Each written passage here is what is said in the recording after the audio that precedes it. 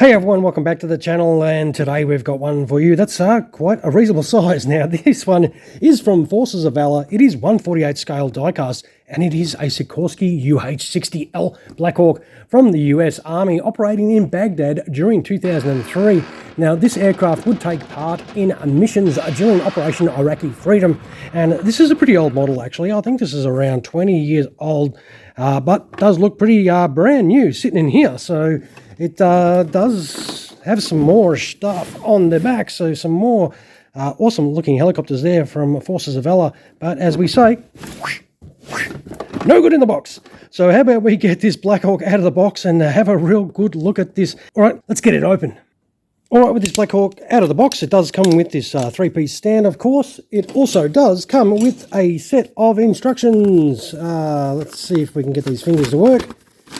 So they are reasonable sort of instructions that you do get with this. It is double-sided, so there is plenty of information on how to put this together. If you don't have that and you have one of these, you can put it on pause. Now it does have a booklet that does have some of their offerings. Oh wow, look at that tiger. Sweet. And it does have more. Oh, look at that. Oh, nice Tomcat. What scale is that? 1/72. Oh, better keep an eye out for that one. Jeez. There is a lot. Oh, it opens right up. There is a ton of stuff you can get from Forces of Valor. And boy, these look absolutely fantastic. We should endeavour to get some more of these, hey, and have a little look at those at a later date. But this is that awesome looking Black Hawk sitting on a nice little base. It does have a little template on there, and it's held on by those screws. So what we'll do is we'll quickly unscrew this and get it off the base and get our hands on it and have a real detailed look at it. All right, let's do that right now. All right, so this is your Black Hawk as you take it out of the box, off the base. It does have another base. Once you take it off the first base, you've got to take it off the second base. So there is a few screws you've got to undo to actually get this model in your hands. But it does look very nice. We'll have a little look before we start assembling some pieces on there. This is how you pull it straight out of the box. It does have some great detail though. There's a little dude in there, MG dude. For a 20-year-old model, yeah, this is 20 years old. So if you do like what you see, you're going to have to do what I did and buy one second hand, unless you've bought one of these brand new. And if you have, you probably wouldn't be watching this video.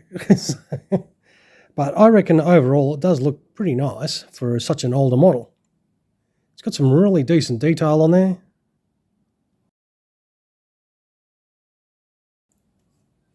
Even the the light, it's sort of a red clear sort of plastic. So we do have to put a tail rotor on there. It does come with an assortment of tanks and missiles and everything to put on there, because you can put the extended pylons there that do carry out the weapon loadout on there. Oh, one thing I have noticed is the paint has started to peel off this side of the door. This door was on the side that you didn't see in the packaging. Sneaky seller. They did not mention anything about that. But that is always the problem with buying these secondhand. So obviously they do open and close if you want to close them. So just a little bit of olive. I should be able to fix that up, but you can see straight through it. So obviously this is all a clear piece and they paint it so they can have the clear for the windows. But overall I think this will set up nicely, and I reckon we should set it up. So what we'll do is we'll chuck a tail rotor on there and some rotor blades. Also, another thing that I did forget to show you was that you can actually open the cowlings to reveal some engine detail, which is another really cool feature. I'll try and open that one. Yay. And it's got some great detail in there. And that is something pretty cool as well. And they just close like so, very easy. But yeah, I thought I'd just quickly show you that feature as well.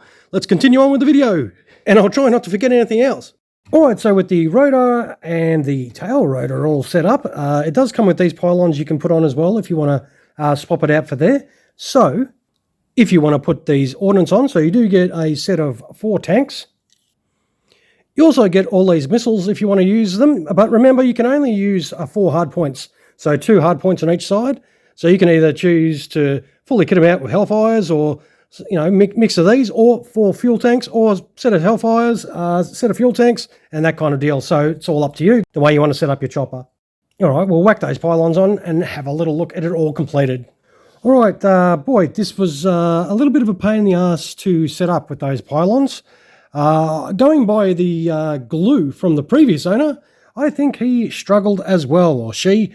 I don't know if the owner was a male or female, but see the two little struts there?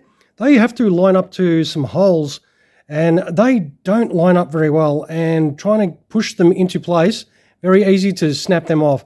And they have been broken before and have been glued on by the previous owner.